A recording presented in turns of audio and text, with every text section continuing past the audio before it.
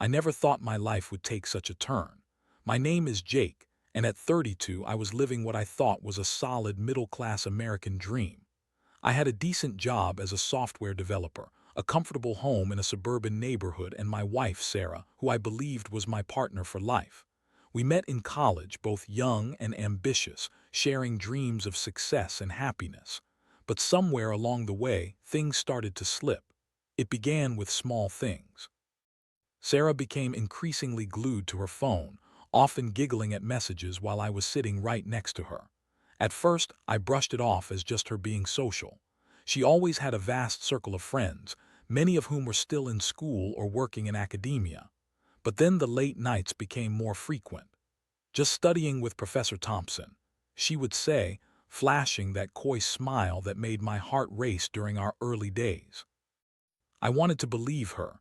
Our relationship was built on trust, after all. It was subtle, a shift in her demeanor. She'd leave the house more often under the guise of group study sessions or networking events. I remember one evening I came home early from work intending to surprise her. I opened the door and was greeted by an empty house. The lights were off and the place felt eerily quiet. I checked my phone and there was no message from her. I shrugged it off, thinking she must have gotten caught up in something. But then a text pinged in from Sarah's phone that I had seen earlier, a message from Tom. It was innocent enough on the surface. "Can't wait to see you again. Let's celebrate our success." But that text hung in the air, heavy with implications. My stomach dropped. My mind raced through the possibilities. Was it just about academics? Had she crossed a line? Or worse, was she involved with this professor in some inappropriate way? I pushed those thoughts aside, trying to rationalize it all. Sarah was smart and didn't seem like the type to cheat. The breaking point came a couple of days later. I had met up with an old friend, Mark, who still attended college. Over drinks, he casually mentioned that Sarah was now the professor's favorite student. I laughed it off initially, but inside, a storm was brewing. Mark's comment gnawed at me, and I couldn't shake the feeling that something was deeply wrong. That night I acted on impulse. I went through Sarah's things, her purse, her laptop, even the car she drove every day. A whirlwind of emotions hit me: anger, betrayal, confusion.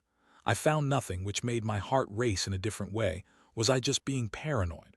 But then, as I sifted through her emails while she was in the shower, I stumbled upon an email thread. It was a series of messages between Sarah and Professor Thompson about grades, but there were flirty undertones I couldn't ignore. My heart sank further. I confronted Sarah that evening. When she walked in, I could see the moment her smile faded. I laid the emails out on the table, each one a dagger of betrayal. "Explain this," I demanded, my voice shaking both from rage and heartbreak. She feigned confusion at first, desperately spinning lies. "It's just about the class, Jake. You know how competitive it is. We're just friendly." Her eyes darted, the guilt palpable. As I pressed her, the truth began to unravel, and in a moment of desperate denial, she finally admitted to having an affair with Professor Thompson. She said it was a mistake, a lapse in judgment. I felt the world tilt as her words sunk in, each one a weight dragging me down into despair. For days, I oscillated between anger and heartbreak, replaying the moment of confrontation in my mind. I was crushed, but as the emotional waves ebbed, something shifted within me. I decided I wouldn't let this define me. If she wanted to cheat, I would ensure I excelled beyond both her and that professor. My thoughts turned into a plan. My revenge wouldn't be petty, but rather a path to my own success. Life handed me lemons, and I was determined to make lemonade, something strong enough to drown the bitterness of betrayal. Little did I know, this was just the beginning of a journey that would redefine my life. After that night, the atmosphere in our home was suffocating. It felt like walking on eggshells, a constant reminder of the betrayal that hung between us like a dark cloud. Sarah would try to act normal, but her forced smiles and awkward attempts to initiate conversations only deepened the chasm. I felt like a stranger in my own home. Every glance at her reminded me of her infidelity, and my heart hardened with each passing day. In those early days of confusion and pain, I threw myself into work. My boss noticed my newfound focus. Perhaps it was a distraction, Or maybe I was just fueling my anger into something productive. I worked late hours, often staying at the office long after everyone else had gone home. It was during one of those nights that I decided to take my academic game to the next level. I had always thought about pursuing a higher degree, but had never taken the plunge. Now, it felt like the perfect opportunity. I enrolled in a master's program in computer science at a local university. The irony wasn't lost on me. I was stepping into the academic world where Sarah had found her affair. I was determined to outshine her, to prove that I was the one with the brains, the one who could succeed without the need for scandalous relationships.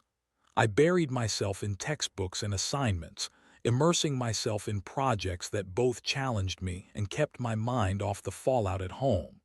As I committed to my studies, I found an unexpected sense of purpose. I was doing it for me, not for her. My grades began to reflect my dedication, and I quickly became one of the top students in my class. There was something exhilarating about competing in an environment I once viewed as a threat. I started attending networking events, meeting fellow students and professors who could help me along the way. I was determined to make connections that would set the stage for my career after graduation. Around the same time, Sarah's facade began to crack. Despite her attempts to maintain a normal life, her guilt and anxiety started to seep through. One evening she came home late, smelling of cheap perfume, a scent that wasn't hers. It was a small thing, but it stung. I confronted her again, demanding to know where she had been, but she deflected with anger, accusing me of being paranoid and controlling. I watched as the woman I once loved morphed into someone I barely recognized. The more I focused on my studies, the more she spiraled. I began to see a different side of her, a desperate, insecure version of herself that was clinging to the past. I felt a surge of satisfaction knowing that while she was unraveling, I was picking myself up and moving forward. I dropped the pretense of trying to salvage our marriage. I was done harboring that hope. I refused to live in a lie. With my newfound resolve, I became laser-focused on my upcoming exams. I studied day and night, often pulling all-nighters fueled by coffee and determination.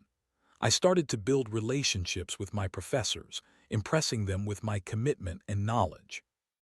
I learned that Professor Thompson was well known in certain circles, but I also began to uncover his weaknesses, his overconfidence, his tendency to overlook students who didn't play into his ego. One day, I overheard a conversation between two students about a research opportunity under Professor Thompson. It was a coveted position, and the students spoke of how his guidance could catapult their careers. I felt a pang of anger, but instead of letting it consume me, I made a plan. If I could secure that position, not only would I outshine Sarah, but I could also ensure that her infidelity would be a footnote in my success story. As the weeks rolled on, my efforts paid off. I worked tirelessly, crafting a proposal that showcased my skills and ambitions. I presented it to Professor Thompson, who seemed taken aback by my confidence. It was like I could see the wheels turning in his head. He was trying to gauge whether I would be another puppet in his little game or someone who could truly challenge him. In those meetings, I maintained a calm demeanor, all while my heart raced with anticipation. I saw the disappointment in Sarah's eyes as she learned about my involvement with the professor. She tried to play it off like it didn't matter, but I could see the jealousy bubbling under the surface. I smiled internally, knowing that I was the one rewriting our narrative. In the end, I was awarded the research position, a huge step up in my academic career. It was time to embrace the power of my success and carefully orchestrate my next moves. As I settled into this new chapter, I realized that my journey through heartbreak had equipped me with an unshakable resolve. I was no longer the victim in this story. I was the author, and I was determined to write it my way. With the research position secured, I felt a renewed sense of purpose that I hadn't experienced in a long time. I was no longer just surviving the aftermath of Sarah's betrayal. I was thriving. As I delved deeper into my work, I immersed myself in complex projects that challenged my intellect and pushed my limits. The thrill of academic success was intoxicating, and it felt even sweeter knowing that I was doing it all without Sarah's influence or support. Meanwhile, Sarah's demeanor continued to shift as she struggled with the reality of her situation. She watched as I flourished, and her jealousy became increasingly palpable. I could see it in the way she would clench her jaw when I received accolades from my professors, or when I shared exciting news about my research. It was clear that my success was a bitter pill for her to swallow, and I couldn't deny that it brought me a twisted sense of satisfaction. One evening, we found ourselves in the kitchen together. The tension was thick. We had barely spoken in weeks. The air was charged with unspoken words and unresolved feelings. As I chopped vegetables for dinner, Sarah leaned against the counter, arms crossed, her expression a mixture of frustration and regret.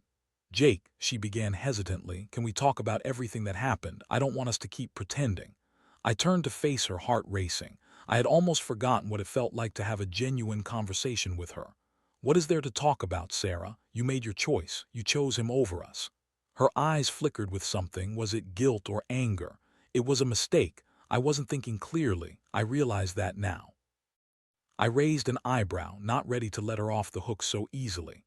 "A mistake? You don't just sleep with someone because you're having a tough time. You made a conscious choice to betray me." The argument escalated, voices raised and emotions raw. She tried to explain how lonely she felt during my late nights at work, how she was looking for validation. But it all felt like a weak excuse. I had been focused on my career, but I never thought she would respond by seeking comfort in another man's bed. In the midst of our heated exchange, something shifted within me. I realized that I didn't want her back. The hurt and betrayal were too deep, and I had worked too hard to rebuild my life to allow her to waltz back in with her half-hearted apologies. I was building a future for myself, one that didn't include a cheating wife. As we both simmered in silence, I made a decision. I would embrace my new life fully, but I would also let Sarah know that I was moving on. I began to shift my focus away from her and onto my studies and friendships. I started spending more time with my classmates, forging new connections and finding support in my academic circle. They were driven and focused, and I felt a sense of camaraderie that had been missing in my marriage. One weekend, my research group planned a getaway to a cabin in the woods for some team-building activities and brainstorming sessions. It was the perfect opportunity for me to escape the tension at home and fully immerse myself in my work. I was excited to collaborate with my peers and enjoy a weekend free from the emotional baggage of my marriage. When I told Sarah about the trip, her reaction was predictable. She tried to mask her disappointment, but I could see the flicker of jealousy in her eyes. "You're not going to leave me here alone, are you? What about us?" I shrugged, feeling a sense of liberation. "We're not in a good place, Sarah. I need this time for myself." As I packed my bags, I felt a weight lift off my shoulders. I was finally reclaiming my life and prioritizing my own happiness. The cabin was a breath of fresh air, an escape from the toxicity that had seeped into every corner of our home. The weekend away was productive and invigorating. My peers and I sat around a fire, discussing our ambitions, sharing ideas, and laughing together. It all felt so genuine, so fulfilling. I remembered what it felt like to be valued for my contributions, not just in a relationship, but in a community of like-minded individuals. As night fell, we gathered around the fire, the flickering flames casting shadows on our faces. I shared my journey, the struggles, the heartache, and how I was pushing forward in the wake of it all. My classmates listened intently, offering encouragement and support. It became clear to me that my past didn't define me. It was merely a stepping stone toward something greater. Little did I know that weekend would mark the turning point for me. I returned home charged with inspiration and ambition, ready to tackle my studies and my future with newfound determination. But as I stepped through the door, I found Sarah waiting, her eyes filled with equal parts apprehension and hope. This time, it felt different. I had changed, and I was ready to confront the reality of our relationship once and for all. The moment I walked through the door, Sarah's expression shifted from that of uncertainty to desperation. She had clearly been waiting for me, and her body language screamed that she was ready for a heart-to-heart. But I was no longer in the mood to indulge her emotions.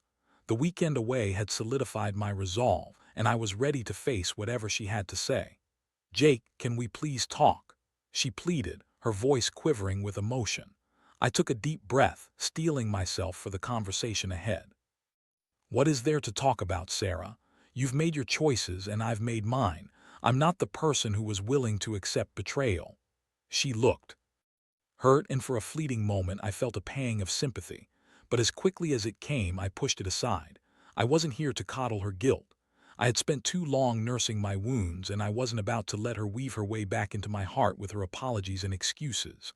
"I know I messed up. I've been working on myself. Can't we just start over?" Her voice was laced with desperation, and there was a flicker of hope in her eyes. I wanted to laugh. Start over. How could we erase what had happened? Start over? You think we can just wipe the slate clean? You had an affair, Sarah. You chose him, and I'm supposed to just forget that. Her face flushed as she tried to defend herself. I know, and I hate myself for it, but you can't just ignore the fact that we had something good once." "Good?"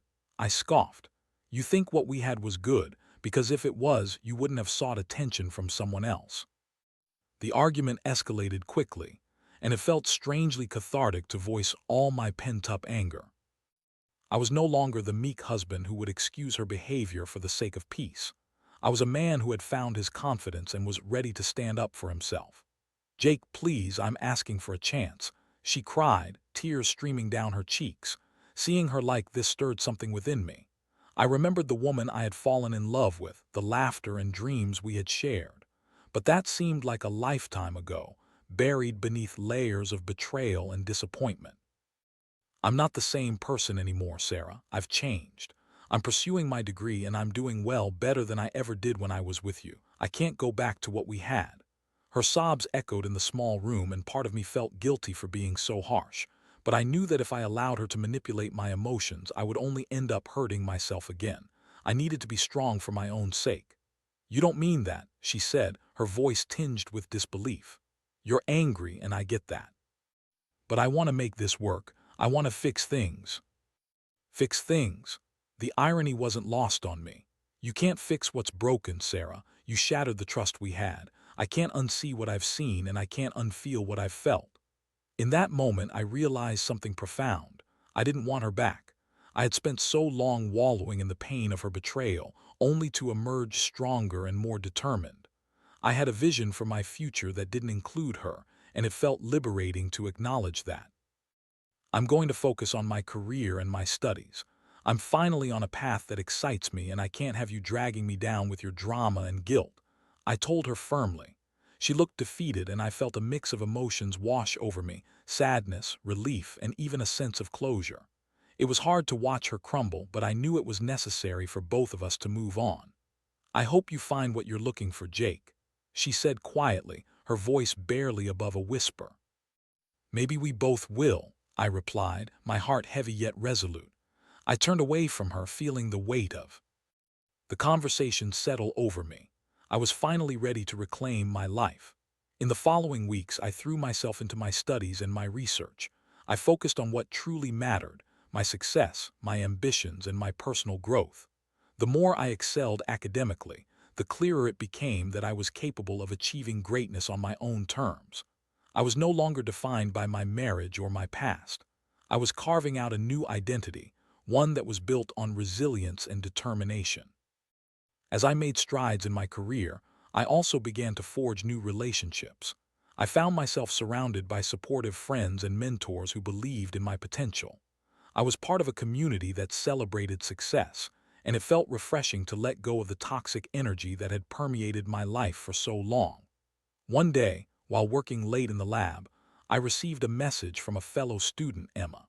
She had been a constant presence in my classes, and we had developed a genuine friendship. Her message was simple: "Hey, just checking in. Let me know if you want to grab coffee sometime." I smiled at the thought. It felt good to connect with someone who didn't carry the baggage of my past. As the weeks turned into months, I began to entertain the idea of dating again. The thought of opening my heart to someone new was both exciting and terrifying. But I knew that I had grown, and maybe I was ready to let someone in. Emma had been a supportive friend, and I was curious to see where that friendship could lead. Each day brought new opportunities, and I was determined to seize them. I was no longer the man who had been wronged. I was a man on a mission, ready to embrace the future. I could finally see the light at the end of the tunnel, and it was shining brighter than ever. My journey through heartbreak had transformed me, and I was ready to move forward with my life, unencumbered by the ghosts of my past. As I started to navigate my new life, the initial hesitance I felt about dating began to fade. Emma had become more than just a friend. She was someone with whom I shared ideas, laughter, and dreams about the future. We spent countless hours studying together, working on projects, and even discussing our favorite books and films. There was a chemistry between us that I hadn't felt in a long time, and for the first time since my breakup with Sarah, I began to feel genuinely excited about the prospect of love again. One evening, after an intense study session, Emma suggested we take a break and grab dinner at a local diner. I hesitated for a moment, thinking about how my last relationship had ended, but I pushed those thoughts aside. It was time to start living again. We laughed over milkshakes and burgers, exchanging stories about our lives, our passions, and our academic aspirations. I found myself captivated by her enthusiasm and wit. As we talked, I couldn't help but reflect on how different this felt compared to my relationship with Sarah. Emma was genuine, attentive, and never made me feel inadequate or insecure. There was no drama, no manipulation, just two people enjoying each other's company. By the end of the night, I felt a warmth in my chest, a flicker of hope that maybe I could be happy again. As the weeks passed, our friendship blossomed into something more. We went on more dates, explored our city, and shared intimate moments that reminded me of the joy I had lost during my tumultuous marriage. I could feel myself letting go of the anger and hurt that had consumed me, allowing space for the possibility of love to grow. One evening, after a particularly long day at the lab, Emma and I found ourselves sitting on the rooftop of her apartment, gazing at the stars. The view was breathtaking, and the night air was crisp and refreshing. It felt like the perfect moment to express everything that had been building between us. "Jake," Emma said softly, breaking the silence, "I just want to say how much I appreciate you. You've been so supportive and inspiring. I can see how much you've grown." Her words struck a chord within me. "Thanks, Emma. I've been through a lot, but having you around makes everything feel lighter," I replied, my heart racing. In that moment, it was as if the universe aligned. I leaned in closer, and before I knew it, I was kissing her, softly at first, then deeper as the world around us faded away. It felt like a release, a validation of everything I had been working toward. I was moving forward, and this connection with Emma was the culmination of my journey toward healing. But as I reveled in this new relationship, I couldn't shake the feeling that Sarah might still be lurking in the shadows. I had made it clear that I wanted nothing to do with her, but I wondered if she would try to reach out again. Sure enough, just as I was finding my footing, she sent me a message. "Can we talk? I know things ended badly, but I need to explain something. I want to apologize properly," it read. My heart sank. I had hoped I was finished with her, but it seemed like fate had other plans. Part of me wanted to ignore her, to block her number and move on without looking back. But then, a small voice in my head urged me to hear her out. Maybe understanding her perspective could provide the closure I needed. I agreed to meet her, but only in a public place. I didn't want to give her the opportunity to manipulate me again. We settled on a coffee shop known for its bustling atmosphere, and when I walked, Sarah was already seated at a table, her face drawn and anxious. Seeing her again stirred a mix of emotions within me. She looked different, more fragile and worn than I remembered. "Jake, thank you for meeting me," she said, her voice unsteady. "I know I don't deserve your time, but I've been doing a lot of thinking." I nodded, crossing my arms defensively. "Get to the point, Sarah. What do you want?" She took a deep breath, and for a moment I thought I saw a glimmer of the woman I once loved. "I've been reflecting on my choices and their consequences. I realize how selfish I was and how much I hurt you. I'm truly sorry." I listened, half expecting another round of excuses, but instead she seemed sincere. "I've been working with a therapist to understand why I made those choices. I know I can't undo the past, but I want you to know that I regret my actions every single day." Her vulnerability caught me off guard. In that moment, I didn't know whether to feel compassion or anger. I had invested so much energy into moving forward and healing, but now, the wounds felt fresh again. I appreciate the apology, but it doesn't change what happened, Sarah. You broke my trust, I replied, my voice steady.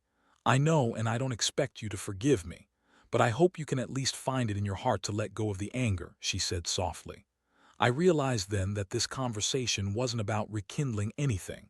It was about closure. I had moved on, and while I could acknowledge her growth, I wasn't ready to open that door again. I am letting go, Sarah, but that doesn't mean I want you back in my life, I stated firmly. She nodded, tears glistening in her eyes. I understand. I just wanted you to know that I wish you happiness. You deserve it. With that, we finished our coffee in silence. As we parted ways, I felt an unexpected sense of relief. I hadn't seen Sarah as the villain anymore. She was just someone who had made terrible mistakes. I was free from the weight of our past, and now I could fully embrace my future with Emma. When I returned home that evening, I found Emma waiting. For me, I recounted my meeting with Sarah, and she listened intently, offering her support. You did the right thing, Jake. It's empowering to take control of your past and not let it dictate your future, she said, her eyes shining with admiration. In that moment, I felt a renewed sense of hope. I was on the brink of a new chapter in my life, one filled with love, friendship, and endless possibilities. Emma and I began a plan for the future, and it became clear that I was no longer shackled by my past. I had come full circle, emerging stronger and more determined than ever. My journey was far from over, but I was ready to embrace whatever came next. As the weeks turned into months, my relationship with Emma blossomed into something beautiful. We were a team, supporting each other through the ups and downs of our academic lives while also nurturing a connection that felt genuine and fulfilling. I had learned the hard way what it meant to be in a toxic relationship, and I was determined not to make the same mistakes again. Emma was everything I had needed during my time of struggle. She was ambitious, passionate about her work, and supportive in ways I hadn't experienced before. I felt seen and respected, not just as a partner but as an equal. With her by my side, I flourished academically and personally.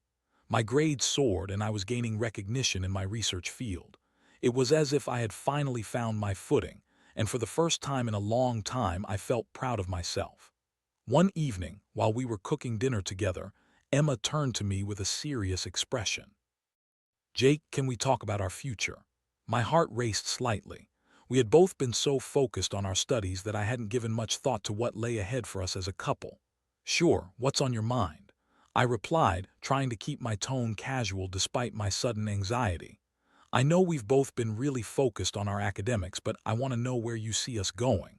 I really care about you, and I can see a future with you, she said, her vulnerability shining through. Her words struck me deeply.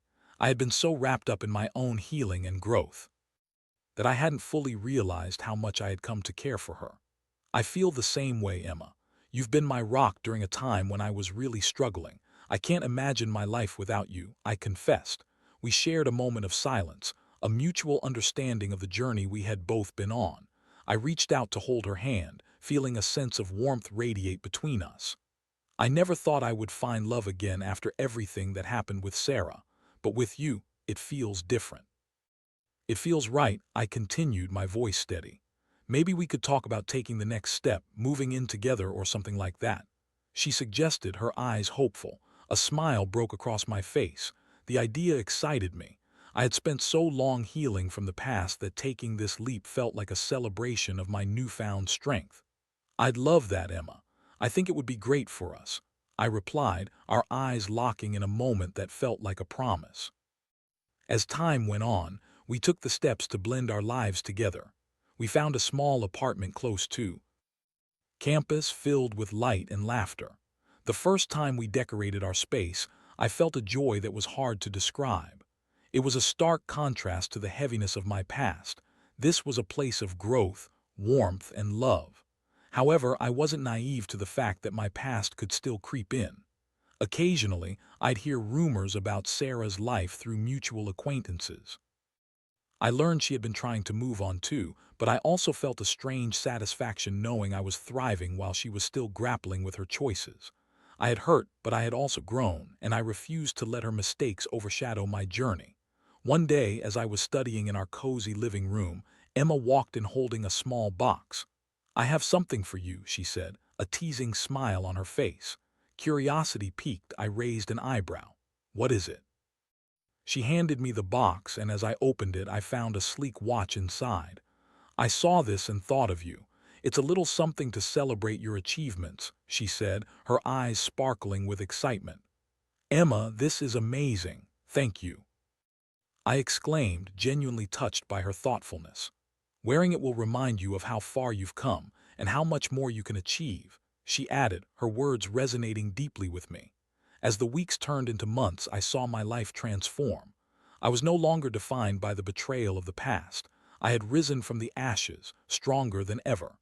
Emma and I continued to build our lives together, supporting each other's ambitions and basking in the simple joys of life. Looking back, I realized that while the pain of infidelity had knocked me down, it hadn't kept me down. I had taken that hurt and turned it into a powerful catalyst for change. Through it all, I learned crucial lessons about love, trust, and self-worth. I discovered that sometimes the best revenge is not about hurting those who wronged you, but about living well and embracing your own happiness. I had reclaimed my narrative, and as I stood side by side with Emma, I felt a sense of peace that I hadn't thought was possible after such heartbreak. In the end, the journey taught me that life is too short to dwell on the past. Instead, it's about forging ahead, learning from our experiences, and allowing ourselves to embrace love once more. This time, the right kind of love. I had found my footing again, and I was ready to step boldly into whatever future awaited me, hand in hand with the woman who had helped me heal.